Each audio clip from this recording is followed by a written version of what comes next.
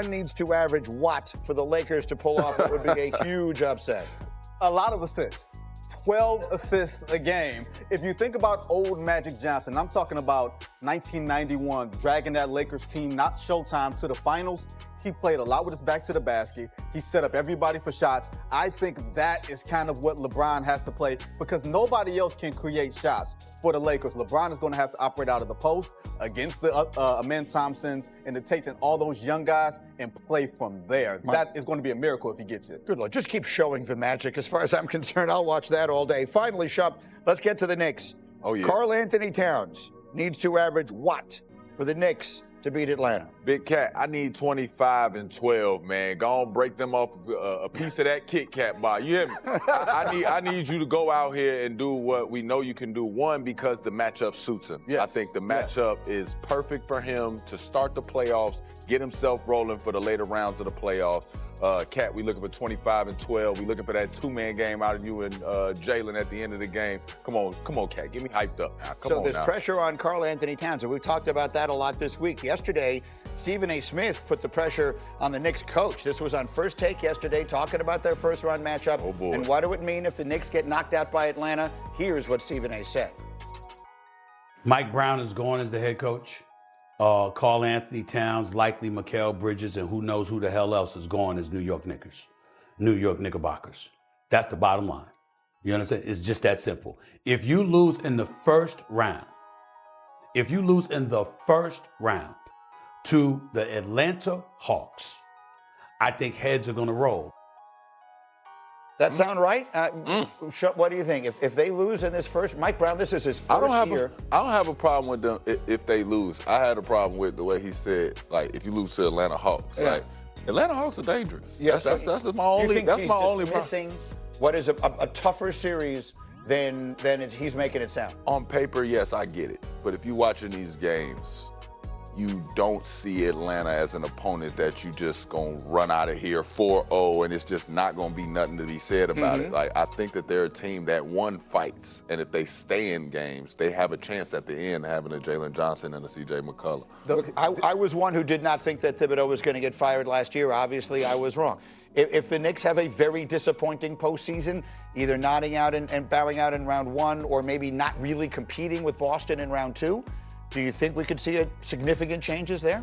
James Dolan laid out the gauntlet a couple of months ago on the same night that the Knicks were blown up by 30 in Detroit. The irony of it, he said we should make the NBA Finals. Without a doubt. When you are saying that, and it lets everybody know that publicly, we've already known that privately. That shows you the stakes are so high. The New York Knicks, more than any other franchise, more than the Spurs, more than the Thunder, more than anybody else you can think of, have the pressure on them this season to advance to a certain place. They don't have to win a title. They have to get to the NBA Finals, no matter what. Let me tell you what they would be bucking then. Can we put that up on the screen, please? DraftKings doesn't like it. DraftKings has them as the third favorite in the East. They like the Celtics, then the Cavs, then the Knicks, and then the one seed, the Pistons, in the back there. What do you think of that, Chump? You surprised? Man, that made me want to get in there and make some money. Because you like the Knicks to get that's to make the NBA Finals. I know that I feel that statement 100%, and I feel like I agree with it. If they don't make it to the finals, it is a disappointment. And that's because of the early on things that we saw with Boston and saying, is Jason Tatum going to come back? Is he going to come back as he once was? But like I was telling Vinny, they were about to beat Boston with Tatum healthy. Last year anyway. They were going to beat them. Yeah. So it's like, that's even more pressure on you. That's the bar. That is now the bar, is that we have to beat Boston. You're no longer looking at the Celtics as the big bad franchise, that the standard. Who the big bad wolf? I don't know who not in the East. There's nobody really. Everybody has flaws. No, everybody has flaws. Okay. Detroit with a year more experience might be that, but how about the Pistons being fourth on that list, Vinny? I think from an experience standpoint, I understand it. When you look at Cleveland and the moves that they've made, the Pistons didn't make a move at the trade deadline that said we are going to go for the ring this year. So that let me know that their expectation is let's win a playoff series. They haven't won a home game yet in the playoffs yet, Greeny, and we're saying they have to get to the NBA Finals. It's incremental steps. Well, it's them on one side and San Antonio on the other side. The two teams that have been ridiculously good this year but don't have the postseason experience. We'll see if it matters. And again, Stephen A. is putting the Knicks and their coach and Zach are two of the officials in the game last night. Disposal to try to figure out a game plan that's going to work. He obviously mentioned right there the rebounding. Houston's one of the great offensive rebounding teams of the decade. They thrive on getting second and third and fourth shots, and if you allow that, they will beat you. The game plan, almost certainly offensively, is going to be to give the ball to LeBron James, spread the court, and let LeBron create mismatches and find the best shot, either for himself or his teammates. When you play Houston, the two players that you want to target are Reed Shepherd and Alperen Şengün. These are excellent offensive players. Houston is suspect offensively. They need those guys in the game to get their offense going. Although down the stretch of the season, Ime Udoka has found some lineups where he can generate some better offense that take pressure off of KD to be the offensive creator. But you've got to figure out ways to take advantage of those mismatches. You've got to punish those guys. That's where a guy like Luke Kennard is going to come in. His role expanded down. But if you look at the 10,000-foot view, what you really need is to extend. That's the message that the Lakers have to think every minute of the game. Extend until the fourth quarter. Your best chance at beating Houston is getting them into a close game. I understand that you're not going to have the same advantages as you did when you had Luka Doncic out there. But Houston has struggled at the end of loose games at the end of close games. And then extend the series. Scrap and claw and figure out how to get it back to Houston 1-1. That way you know you're coming home for a game 5. Extending the series brings the possibility of Reeves and Doncic back in. I do not know how they're going to feel in a week. I don't think anybody does. But the longer the series goes, the reinforcements come into view. But you know what the sports books say. They say that for a reason because the Rockets are appropriately heavily favored. Those last two parts that Wendy brought up is definitely appropriate. You want the game to be as close as possible in the fourth quarter because clutch time, particularly with their propensity to turn the ball over, is something that has plagued the Houston Rockets all season long. We know this, and we still don't understand why they didn't go out and get themselves a point guard to make sure. I know that Reed Shepherd can play, and I like him a lot, but the bottom line is he's not that quintessential prototypical point guard that you need. He doesn't have the experience yet. You needed somebody with that to calm the waters, per se, and to make sure they protect the basketball. That's not what they did. So if you can get them into deep waters, make sure the game is tight down the stretch, you can exploit Houston.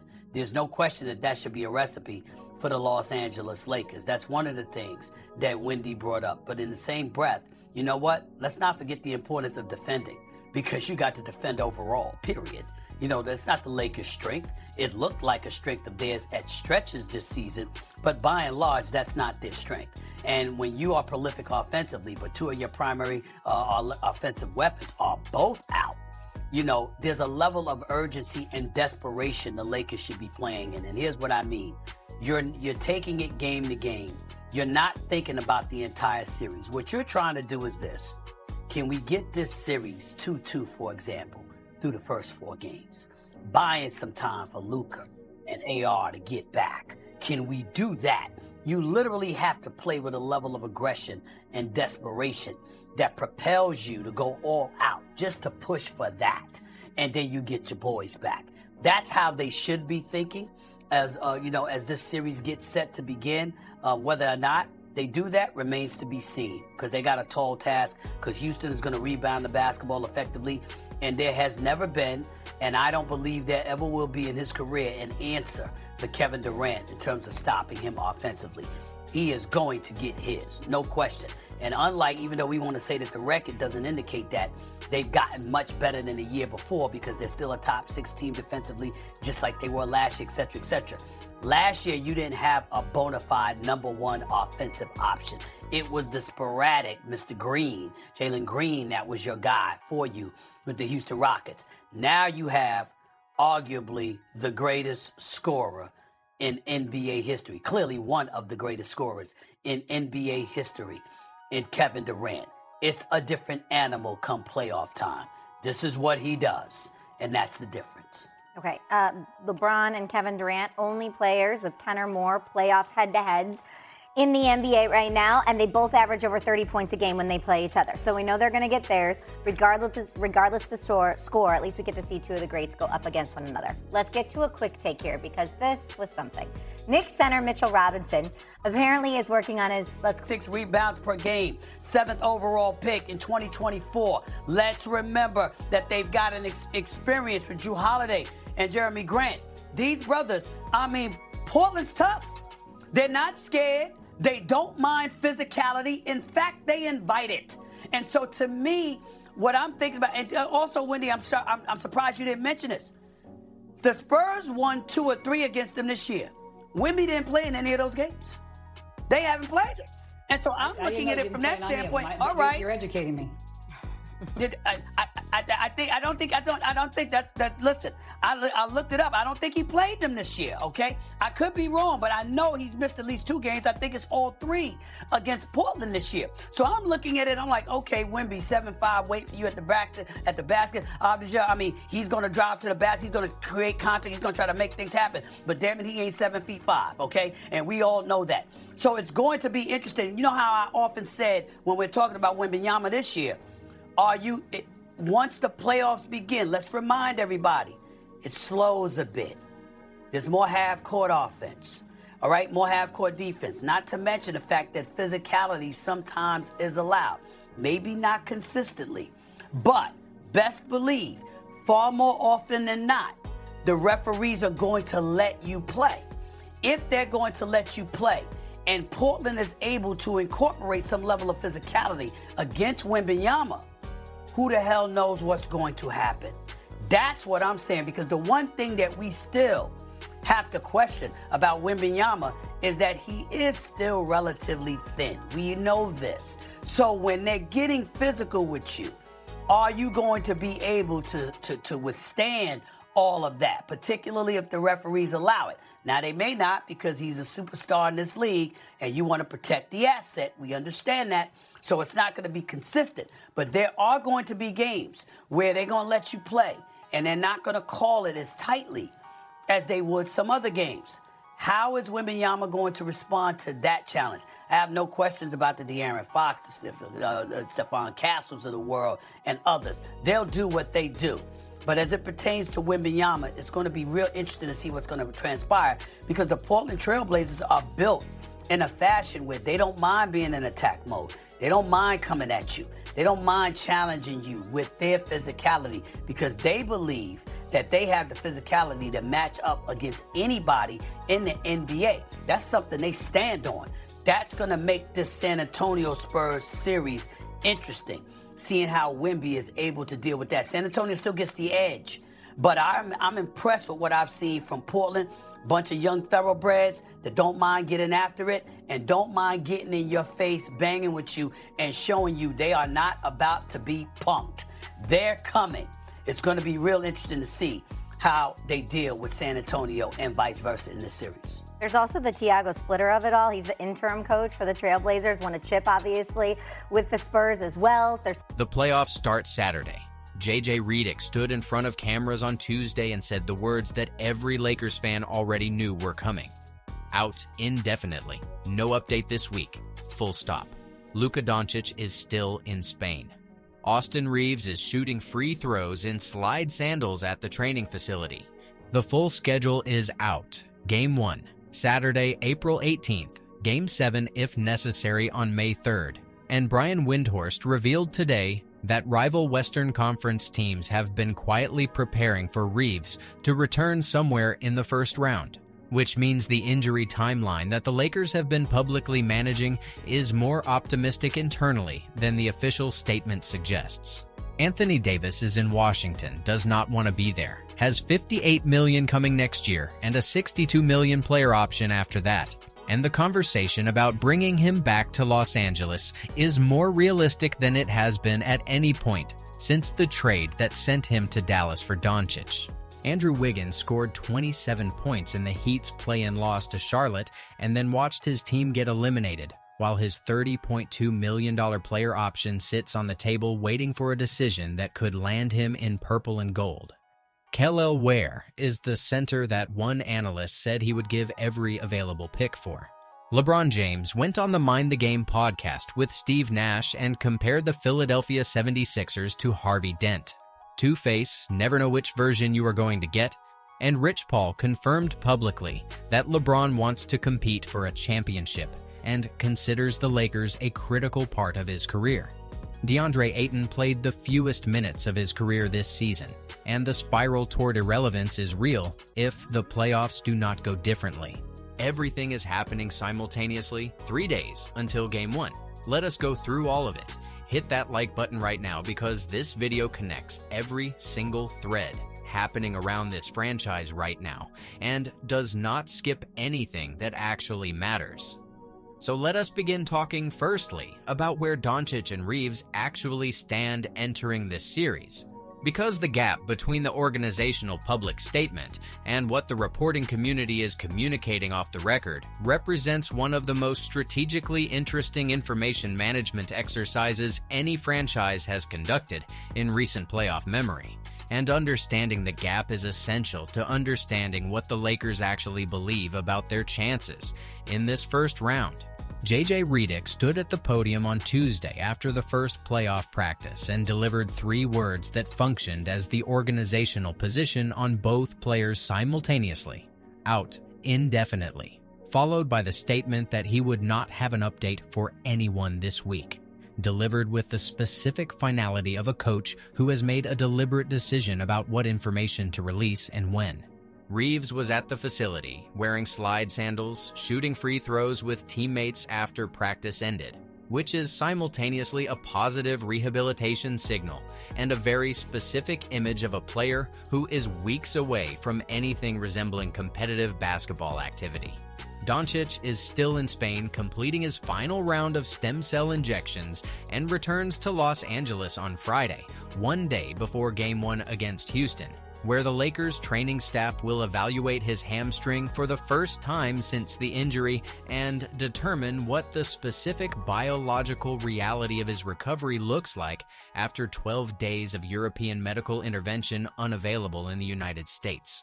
The official organizational position is indefinitely for both. The reporting reality is considerably more nuanced and considerably more encouraging than that language suggests. Shams Charania confirmed that the earliest realistic return for Reeves is the first week of May, which places him in potential Game 5 territory based on the schedule that was released Tuesday, with Game 5 on April 29th and Game 6 on May 1st. Brian Windhorst, unprompted, revealed on the Hoop Collective podcast today that rival Western Conference teams preparing for potential second-round matchups with the Lakers have been specifically preparing for the possibility that Reeves returns within the first-round series, meaning teams with direct organizational intelligence about the injury landscape believe his timeline is more compressed than the official 4 to 6 week window communicates. The specific intelligence that other franchises are using to prepare for Reeves' possible return in this series is not idle speculation.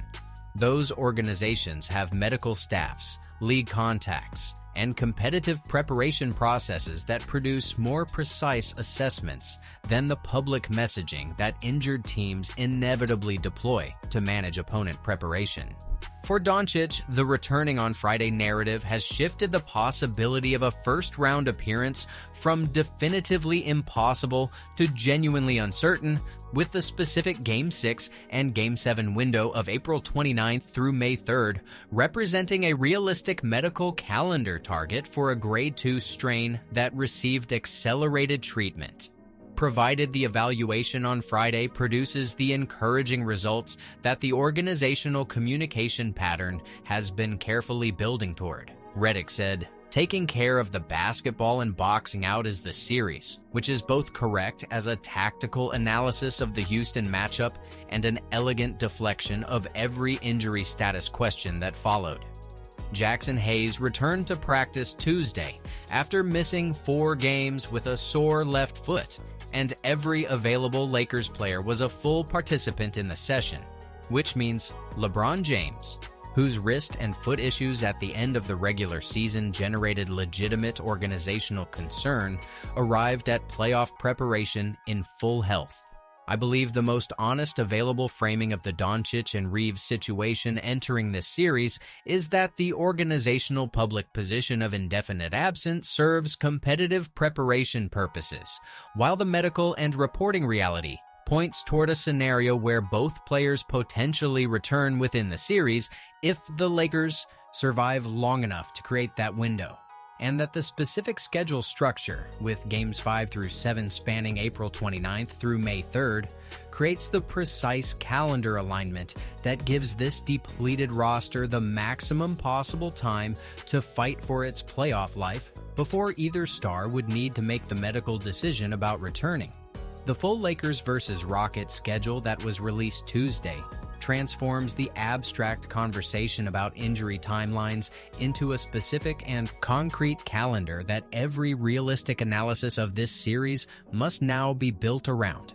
Because the specific dates of Games 5, 6, and 7 determine whether Doncic and Reeves potentially re-enter this series or whether the first round concludes without either of them ever wearing a uniform. Game 1 is Saturday, April 18th at 5:30 Pacific on ABC at Crypto.com Arena. The last time LeBron James and Kevin Durant will face each other in a playoff game in what might be the defining individual matchup of this entire postseason. Game 2 is Tuesday, April 21st at 7:30 Pacific on NBC, still in Los Angeles. Games 3 and 4 moved to Houston on April 24th and April 26th. The two away games that represent the highest variance portion of the series for a short-handed team depending on LeBron's ability to generate competitive possessions against a home crowd and a rested opponent. Game 5 is April 29th back in Los Angeles if necessary, Game 6 is May 1st in Houston if necessary, and Game 7 is May 3rd back at Crypto.com Arena if necessary. And the May 3rd date, which is exactly 31 days after the injury occurred on April 2nd, places a potential Game 7 directly on the average recovery timeline for the Grade 2 hamstring strain that the 35-day historical average has always pointed toward as Doncic's realistic return window. The mathematical alignment between the injury calendar, the standard recovery timeline, and the playoff schedule is not coincidental. It is the specific structure that the organizational strategy of fighting through the first round has always been built around, and that the Lakers coaching staff and front office have been operating with as their internal planning assumption since the moment the hamstring tore in Oklahoma City. The 56.8 combined points per game that Doncic and Reeves averaged when healthy represents 48.8% of the team's total offensive production. A figure that communicates more clearly than any tactical analysis the specific scale of what the roster is operating without for the first portion of this series.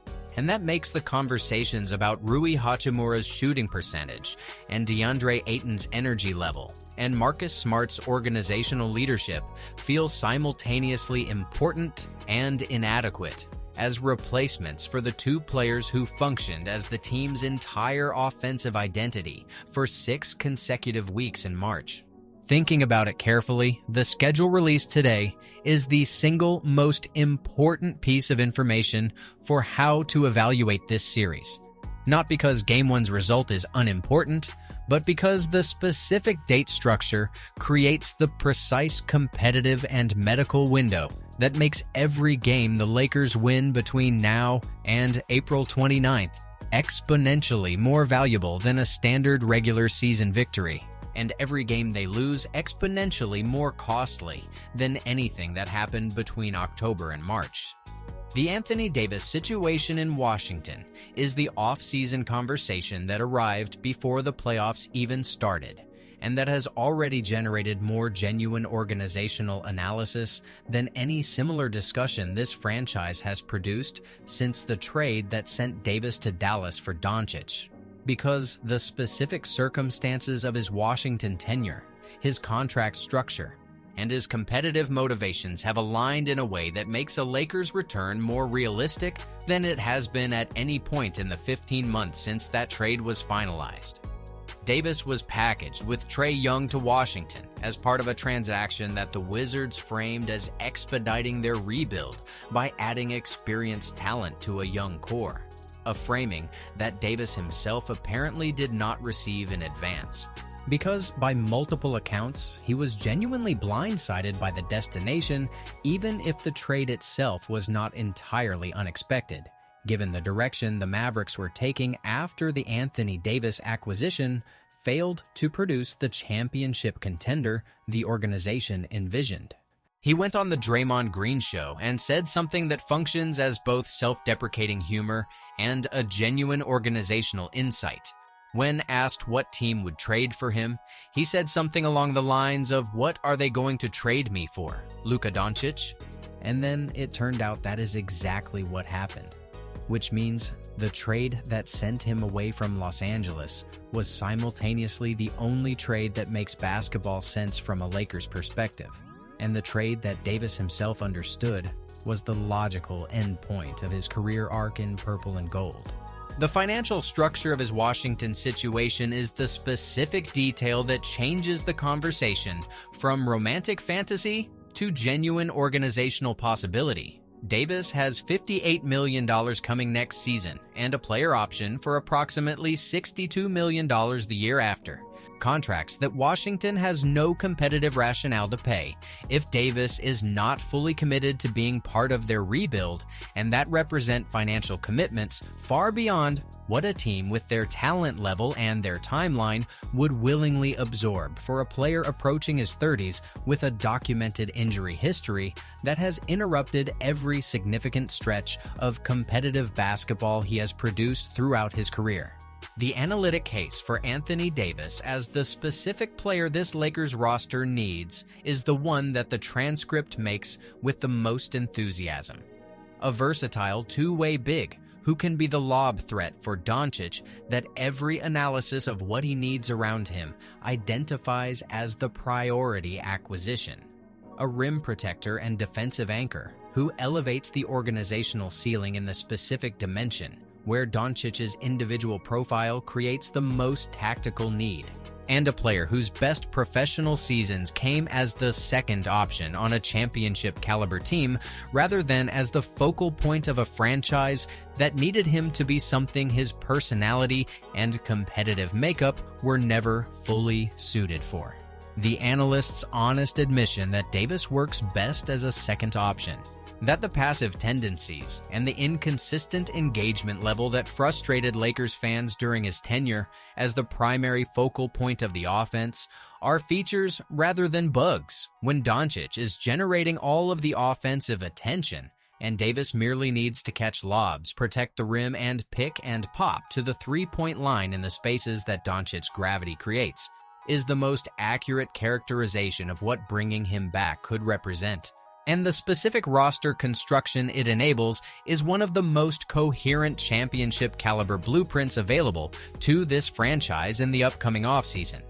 The financial path: absorbing most of Davis' contract, sending Dalton Knecht, Jared Vanderbilt, and 2 first-round picks to Washington, and using the remaining cap flexibility to add Peyton Watson or Herbert Jones, requires the Lakers to use Austin Reeves' contract as a currency rather than a retention priority, which is the organizational debate the analyst presents honestly without resolving, because the question of whether turning Reeves into assets that enable the Davis return produces a better team than retaining Reeves and building around the Doncic-Reeves partnership that produced the March winning streak is the specific strategic question that Rob Pelinka will spend the summer trying to answer correctly.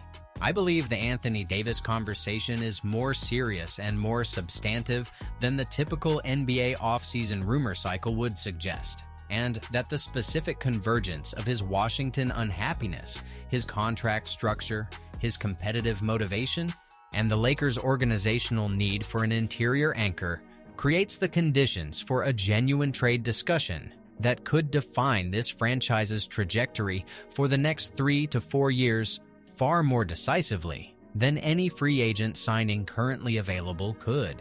The Miami Heat's elimination in the play-in tournament Tuesday night falling 127-126 to the Charlotte Hornets in a game that was simultaneously a genuine basketball spectacle and an organizational turning point that unlocks multiple offseason scenarios the Lakers have been waiting for, is the specific result that Rob Pelinka was quietly watching for, with an agenda that had nothing to do with Heat Hornets basketball and everything to do with what the next chapter of this franchise looks like. Kobe White hit a fall-away corner 3 late in overtime. Tyler Herro kept taking contested isolation shots that the analytics community would describe as low-value attempts in high-leverage situations. LaMelo Ball made plays and then fouled someone, and then the Hornets closed it out. Bam Adebayo went down with an injury during the game, in a play involving LaMelo Ball that raised some eyebrows given its appearance on film. And Miami played the remainder without its primary interior anchor and still nearly won, which tells you something about the state of a franchise that can almost survive a postseason elimination game without its best player, but consistently fails to reach the level that its talent suggests it should. The specific player the Heat elimination makes available for Lakers discussion is Andrew Wiggins, 31 years old, averaging 27 points on 10 of 18 from the field and 4 of 8 from 3 in the play-in game specifically, 15.9 points per game across the regular season on 39.5% from 3, with 1.1 steals and 1.0 blocks per game, reflecting the defensive versatility that the two-way wing archetype requires. Wiggins has a $30.2 million player option for next season that he can exercise or decline by June 29th. And the specific decision he faces is whether to accept the guaranteed $30.2 million for one more year in Miami with a franchise whose organizational future is uncertain and whose competitive ceiling without additional moves is questionable, or to decline it in pursuit of a longer-term contract that prioritizes security over single-year salary at a franchise that is competitive now and has the cap space to offer him the multi-year commitment that declining the option requires. The Lakers tried to acquire Wiggins in the previous offseason and declined when Pat Riley's asking price was too high, a price that involved multiple rotation players and a first-round pick for a player on an expiring option who now controls his own destiny as a potential free agent without requiring any assets at all if he chooses to opt out. Dave McMenamin of ESPN confirmed the Lakers have Wiggins on their internal free agent discussions list, alongside Tari Eason, Tobias Harris, Quentin Grimes, and Peyton Watson, with the restricted free agent Watson representing the most upside acquisition on that list if Denver's financial commitments prevent them from matching an offer sheet.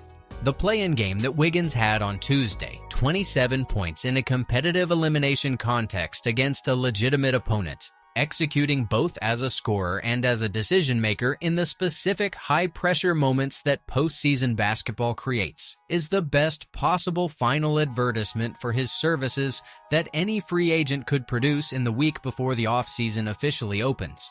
I believe Wiggins opts out of his player option this summer, that the combination of the Heat's organizational uncertainty and the Lakers' specific roster need creates the market conditions that make Los Angeles his most attractive destination, and that the specific version of the Lakers roster the analyst described, Doncic, Marcus Smart, Wiggins, Peyton Watson, and either Anthony Davis or a top-tier center, is the specific construction that would make this franchise the most dangerous team in the Western Conference heading into the 2026-27 season, regardless of what LeBron James decides about his own future.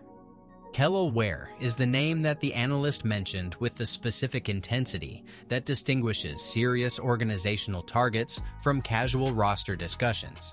The declaration that he would give every available pick for the Miami Heat center, who is 22 years old, capable of pick-and-pop shooting to the three-point line, explosive enough to be a lob threat above the rim, and disciplined enough defensively to anchor the interior protection that Doncic's on-ball defense has never been able to provide, And the Heat's elimination tonight opens the first genuine window for a Kel'el Ware acquisition conversation, in a way that his development contract and Miami's previous competitive trajectory had kept firmly closed until this week. Ware averaged 14.6 points and 8.2 rebounds per game in his second NBA season, while showing the specific combination of rim-running athleticism and perimeter touch that the Doncic pick-and-roll system values most. A center who can receive a lob at the rim in one possession and catch a kick-out at the three-point line in the next, who does not require post-up opportunities or isolation touches to contribute meaningfully, and whose defensive footprint extends to shot blocking and rim protection, rather than being limited to the narrow interior assignments that non-versatile bigs require to stay on the floor in playoff matchups. The analyst's comparison to Wembanyama as the standard against which all centers are currently measured is the correct evaluative framework, and his positioning of Ware as the best available center outside of that specific generational talent reflects a genuine and specific assessment of what the center market looks like for teams with championship aspirations rather than rebuild timelines. Miami's financial situation after the Heat's elimination, with Wiggins' player option, Tyler Herro's $33 million salary, and the Bucks' Giannis trade discussions that Shams Charania confirmed were nearly completed at the trade deadline, creates the specific conditions where Pat Riley faces the most consequential organizational decision of his recent tenure, and where the Lakers' willingness to include meaningful draft capital and young players could make the Kel'el Ware conversation a genuine possibility, rather than the aspirational target that the analyst's enthusiasm currently reflects. Thinking about it carefully, the Heat's play-in elimination is the organizational turning point that sets every significant offseason chess piece in motion simultaneously. Wiggins' player option decision, Kel'el Ware's availability, Giannis's trade destination, the Bam Adebayo contract situation, and the Lakers' specific financial and asset positioning all begin moving in real time starting tonight, and the franchise that moves most decisively and most intelligently through the next 6 weeks will likely define the Western Conference's competitive landscape for the next 3 years. DeAndre Ayton entering these playoffs having played the fewest minutes of his career, taken the fewest shots of his career, and watched Jackson Hayes gradually erode his positional authority over the season's final months is the specific career situation that produces either the transformative playoff performance that resets the organizational narrative or the continued inconsistency that confirms Kendrick Perkins was simply stating something that everyone inside the building already knew. The analyst describes it without diplomatic softening. Ayton's first season with the Lakers was less than what the organization hoped for when they signed him last summer. The behind-the-scenes concerns about his maturity and engagement level that followed him from Phoenix to Portland and now to Los Angeles have not fully dissipated, despite the early season optimism. And the specific players the organization has already identified as his potential replacements: Jalen Duren at 22 years old, Walker Kessler's defensive versatility, Isaiah Hartenstein's pick-and-roll partnership capability, represent a concrete and credible group of alternatives that Pelinka has the financial flexibility to pursue this summer without the cap constraints that have historically limited the Lakers' roster construction options. The $8.1 million player option that Ayton controls for next season is both the organizational mechanism through which his Lakers' future resolves itself and the specific financial figure that communicates exactly how little leverage he carries into this playoff series relative to the market value his early career production initially suggested he would command at this stage. The 2021 Suns playoff run remains the most credible evidence in his career file that his physical tools are genuine playoff caliber assets. 15.8 points and 11.8 rebounds per game across 22 games in a run that took Phoenix within 2 wins of the championship. And the specific conditions of this first-round series where the absence of Doncic and Reeves forces more offensive possessions to run through the interior and requires Ayton to generate the kind of active and aggressive presence that the regular season's star-heavy offense rarely demanded, may produce the specific environment where his talent is most visible and his engagement is most necessary. I believe Ayton will approach this series with the specific competitive seriousness that career-defining moments always extract from players who understand clearly what is at stake, and that the specific quality of his performance across the first 3 games against Houston will tell you more about his future in Los Angeles than the entire 82-game regular season managed to communicate. LeBron James comparing the Philadelphia 76ers to Harvey Dent on the Mind the Game podcast with Steve Nash is the kind of basketball observation that functions simultaneously as cultural commentary, accurate analytical framing, and an unintentional window into how the mind that has navigated more playoff situations than any active player in the league processes competitive basketball at the highest level. Harvey Dent, Batman's Two-Face, the Gotham District Attorney, whose duality makes him simultaneously the city's greatest hope and its most unpredictable threat, is a perfect metaphor for a franchise that features Joel Embiid, Tyrese Maxey, and Paul George. 3 of the most talented players in the league who have never consistently produced championship-caliber basketball simultaneously, because the specific injury and availability challenges that define the Embiid era have prevented the 3 from building the competitive continuity that championship teams require. Embiid had emergency surgery for appendicitis this season, an entirely unforeseeable medical event that nonetheless fits perfectly within the broader Sixers narrative of always having a legitimate reason why this particular season was not the one. And LeBron's analysis that the team has the ability to put up 140 points on any given night if they are healthy and performing at their ceiling is both generous and accurate. Rich Paul's statement on LeBron's behalf, that he wants to compete for a championship, that he considers the Lakers a critical part of his career, that he values the partnership with Jeannie Buss and Rob Pelinka that spans 8 years, is simultaneously the most encouraging possible confirmation for a fan base that fears this playoff run is his last, and the most carefully constructed public positioning from an agent who manages information with precise intention. Stephen A.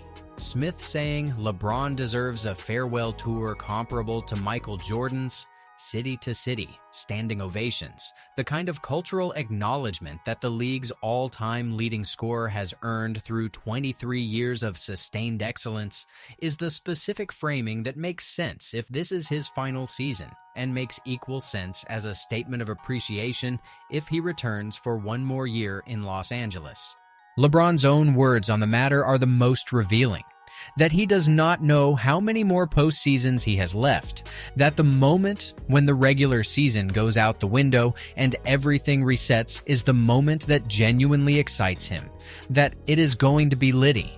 Communicate a competitive psychology so intact and so fully engaged heading into what might be his final playoff series that the question of whether he physically can produce at the level the situation requires feels secondary to the certainty that he will attempt it with everything available to him. I believe LeBron James is going to produce performances in this first-round series that belong in the historical conversation about his career. Not because the outcome is predetermined, but because the specific combination of circumstances, motivation, and competitive intelligence that this moment represents is precisely the kind of environment in which the greatest players in the history of any sport have always found their most extraordinary performances.